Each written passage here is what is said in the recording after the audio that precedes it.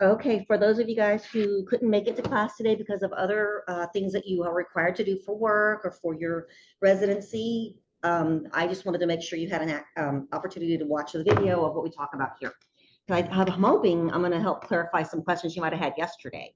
I know a few of you guys were here yesterday that are unable to make it today, and you told me yesterday, and some of you guys have had to go back as of Monday. So, regardless, I don't want you guys to, all your hard work to go to waste. I want to make sure you keep caught up. So one thing we talked about yesterday was the midway check.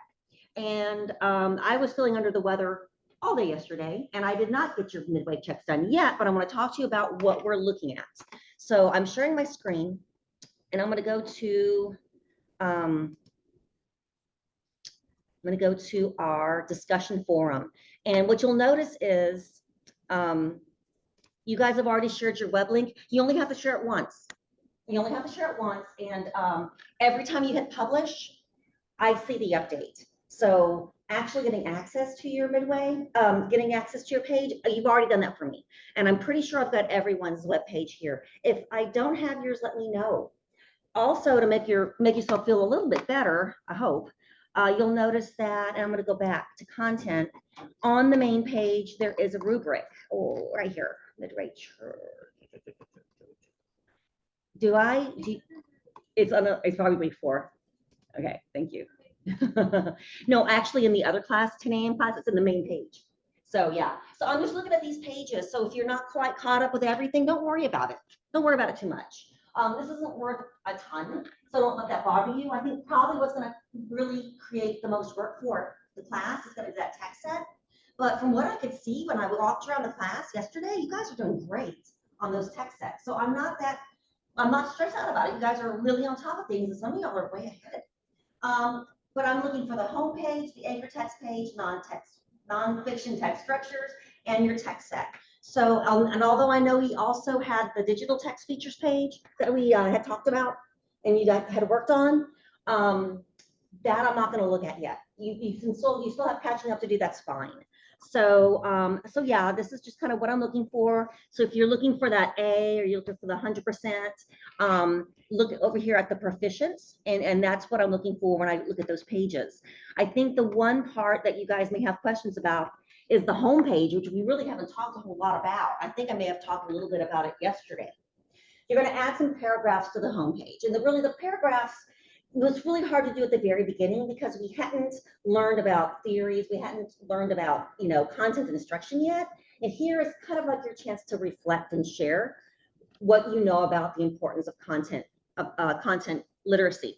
So take a look here. It says pages include 3 well-developed paragraphs. Guys, 3 sentences is fine for a paragraph. I'm just going to keep it easy, keep it simple. And then I'm going to show you the samples online of what they did. Describing nonfiction web page purpose. Why did you make the web page? Please don't say because I need to pass this class to go to field basing. Give me another reason that goes along with your understanding of the importance of content literacy and the importance of teaching with nonfiction texts in the elementary content area classroom. So, and if you want, you could also write a rationale for the topic you chose. So if you look at the samples, they look a little bit different. I know one group, I think it was my secondary group, I had them share their TEKS on that page also, but you don't have to do that. I don't believe your samples have that, but let's take a look and see. So let me go on up here to content again and look at the sample pages, sample web page with instructions. I've got so many links here, it's crazy. Sample web page, Google Sites, there we go. Previous Google Sites that I'll share that I've already kind of shared with you. The polar bear page on the main page, and you'll have to actually, no, you didn't actually, it was already on the home page. Just kind of take a look at what she did. The purpose of the website is to give students information on polar bears at second grade level, et cetera, et cetera. So she gave me 3 well-developed paragraphs describing why she did the page, why she focused on polar bears, and why it's important to support kids using nonfiction texts. Okay, just say it in your own words. It's giving you a chance to talk about instruction so that when you are forced to have to do that in clinical teaching, it's something you've already practiced doing a little bit of in your classes in 3310 and 3320 and in here. Okay, So that was the polar bear page. Right now, I'm just talking about the midway check. So I'm just kind of sharing with you guys, here's what I'm looking for. You need to, finish developing the homepage, which the instructions are on the rubric, but you can also look at the samples to help you. The algebra sample, same thing. The use of algebra has over the centuries become essential in all mathematical thinking. Oh, she used some really great vocabulary, but that's fine. That's wonderful, but I'm just looking for at least three sentences per little paragraph. Why algebra? This is another paragraph about algebra, and that's fine, but then nonfiction text sets and why the importance of using texts to help support young children with algebraic thinking. So again, use those web pages to help you, and I'm going to give you guys your feedback as I let you work on your demo lessons. And so now, the dreaded demo lessons, right? Let me go to the week 4 folder. Okay, so really the week 4 folder, I copied and pasted what I had from last year's page, and it was really easy to do, and I wish I did it yesterday, but I was resting, trying to get over heat exhaustion yesterday. So I identified one lesson from 50 strategies that you think can be used during reading. And there's lots of strategies to choose from. If you brought your 50 strategies book, great. If you didn't, not a big deal. But I also need it to be something new, not the same as what you've already written and added to your anchor text page. So if you use KWL for that, you can't use KWL. I need you to explore a new strategy, okay?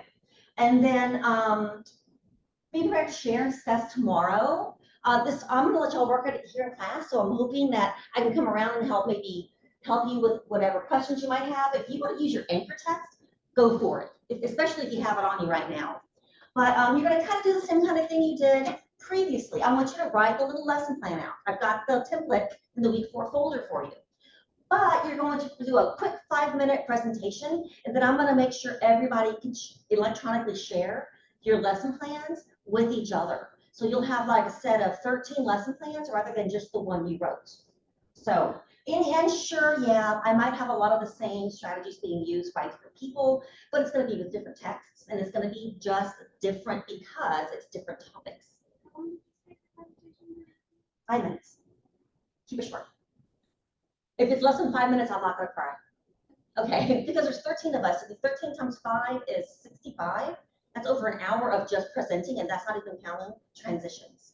So we're going to spend a lot of tomorrow just doing demo lessons. If you are listening to this and you can't make it to class tomorrow because of the previous things that you have already told me about, I'm going to ask you to do it electronically. I need you to record yourself doing the presentation so I can give you a grade. And I also want to make sure I share your lesson plans with the rest of the class. So that's for those of you guys who are online and need to do this remotely. Just do it asynchronously, and if you need help, let me know. I know, what's the one that's on Google? Where you can video your screen.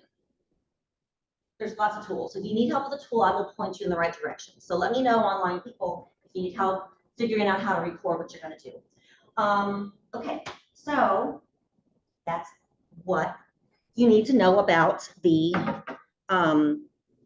demo lesson.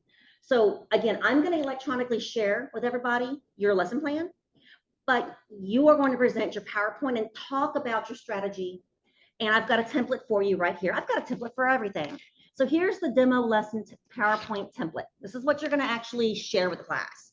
And what's great is I can pull this up off of Blackboard, so the transition is much quicker.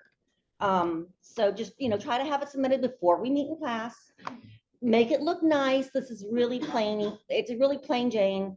Make it look nice. Have fun with it. I'm not asking you to do a lot. You can have more than 5 slides, and that's fine. And the 5 literacies, that's going to be a little bit tricky, but I think y'all can handle this. Here you'll discuss which of the 5 literacies were addressed in your lesson. Was there reading? Was there writing, thinking, speaking, and listening? Which of each, do all 5 of them have to be present? No. It would be amazing, but it would be a little bit, so that's challenging no matter what. But if you can integrate at least 2 of these literacies in what you're doing with the kids, that would be ideal. All right, so there's your PowerPoint template.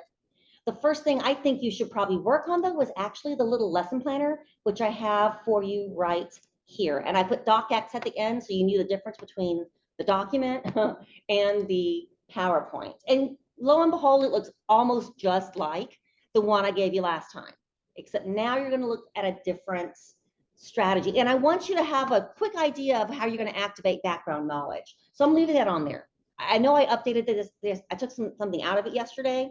I think you're going to address the 5 literacies in the PowerPoint presentation. I'm not going to make you do it on the demo lesson. Okay. So it's just like last time, different strategy. You can use the same book. That's fine. And then, yes, I want you to put your name and the reading and the grade level range or age range or whatever it is you're going to focus on.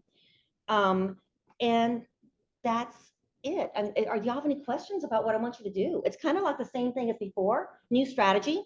And now you're going to share, and we're going to have at the end of this all 13 copies of a really cool lesson using different books. Okay.